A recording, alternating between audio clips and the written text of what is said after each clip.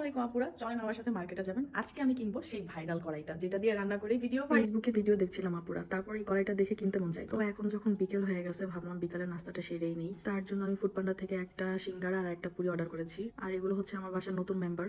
আপুরা ভাইয়ারা ভাবছেন একটা পুরি একটা সিঙ্গারা আমি ফুডপান্ডা থেকে অর্ডার করেছি। আরে না পুরো একটু মজা করলাম, বাইরে যেয়ে খেতে চাইলে টাকা একটু বেশি লাগবে, তাই বুদ্ধি করে একটা পুরি একটা সিঙ্গারা দিয়ে চালিয়ে দিলাম। চলে আসছি সেই কাঙ্ক্ষিত জায়গায়। আসলে মেয়েদের মন বোঝা বড়, তাই কখন যে তাদের কি চাই তা আসলে বলা যায় না। কথায় আছে জীবনের কোনো চাহিদাই অপূর্ণতা রাখতে হয় না। জীবনটা কয়দিনের বলেন তো? আজ আছি কাল নেই, তার জন্য যা মন চাই তাই খাই, যা মন চাই তাই কিনি। টাকা পয়সা বালিশের নিচে রেখে দেওয়া স্বপ্ন দেখার মানুষ আমি না। এখন যেহেতু বর্তমানে এই কড়াইটা বেশি ট্রেন্ডিং, তো কিনতেই হবে আপুরা। এটা কিনতে যায় এটার দাম দেখে আমি একেবারে অবাক হয়ে গেছি। এই কড়াই যে তৈরি করছে সে কিন্তু লালে লাল হয়ে গেছে, কারণ কড়াইটা বর্তমানে যেই পরিমাণে ভাইরাল, যারা রান্নার ব্লগ করে সবার ঘরে এই কড়াই আছে। ওই যে প্রথমে কি বললাম, মেয়ে মানুষ যা দেখি তাই নিতে মন চায়। বাসা থেকে বলে আসছি কড়াইটা ছাড়া আর কিছু চোখ দিয়ে দেখবো না, নিবো না, দামও জিজ্ঞাসা করবো না। কিন্তু আসার পরে এই ডাইনিং টেবিলটা এত বেশি ভালো লাগছে। দেখেন তো আপুরা ভাইয়ারা, ডাইনিং টেবিলটা কেমন। চোখ হেরে কই, চোখ তুই এত কিছু দেখিস না, চোখ গেছে আবার সোফার দিকে, তাও আবার রংটা কি সুন্দর বলেন তো দেখি। রে আল্লাহ, কি যন্ত্রণার মধ্যে বললাম, যা দেখি তাই ভালো লাগে। টাকা থাকলে মনে হয় আজকে কত কিছু যে নিয়ে যেতাম আমার সাথে কইরা। আসলে জীবনে টাকা পয়সা ছাড়া কোনো সুখ নাই গো। যাই হোক, এই মাঝখানের খাটটা এত বেশি ভালো লাগতেছে যা বলার মতোই না। ভাবছি যে যদি কিনি এরকম টাইপের ভিতরেই কিনবো। ছোটবেলা থেকে শুনতেছি যত গুড় তত মিঠা, আসলে এই কথাটা এখন একবারে হাড়ে হাড়ে টের পেতেছি। জিনিসের দাম থাকে যেমন, মানেও থাকে তেমন। আখের গুড়ের দামে তো আর খেজুরের গুড় পাওয়া যায় না, এটাই স্বাভাবিক। আচ্ছা যাই হোক, যেটা কিনতে আসছি সেটাই দেখি, এত কিছু দেখে আমার কাজ নেই রে বাবু।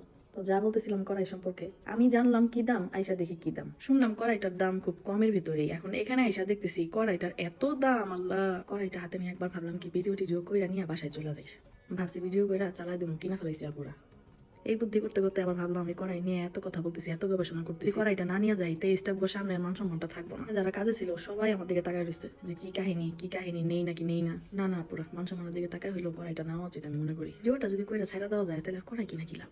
কড়াই দেখতে দেখতে চোখে আরো কত কিছু পড়া যায়, টাকার দিকে তাকাইলে মাথা নষ্ট হয়ে যায়। এটা কিসের যেমন বাটি আমি নিজেও জানি না, কিন্তু এত সুন্দর। আচ্ছা আপুরা, আপনাদেরও কি একই অবস্থা? মানে কিনতে যাই একটা, দেখা পছন্দ হয় হাজারটা, মানে টাকা দরকার অনেক।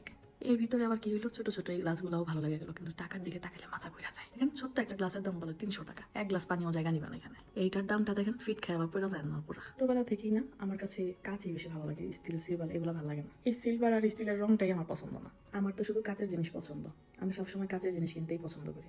তারপরও সিলভার স্টিল এগুলো এতটাও খারাপ না, দেখতে ভালোই লাগে, আগের দিন এগুলোই বেশি চলতো। আচ্ছা চলে আসি মেন কথায়, যে কড়াইটা আমি কিনতে আসছি, আচ্ছা কোন কোন আপুর বাসায় এই কড়াইটা আছে? যে আপুদের বাসায় এই কড়াইটা আছে অবশ্যই তারা একবার জানা যাবেন যে কড়াইটা আছে কিনা। শেষ পর্যন্ত শরমের মাথায় কড়াইটা আমি কিনেই নিলাম। কড়াইটা কিনেছি 670 টাকা দিয়ে। আপুরা আপনারা কত টাকা দিয়ে কিনেছেন একটু জানাবেন। তবে যাই বলি না কেন, কড়াইটা কিন্তু খুব সুন্দর। আপুরা ভাইয়ারা ভালো থাকবেন।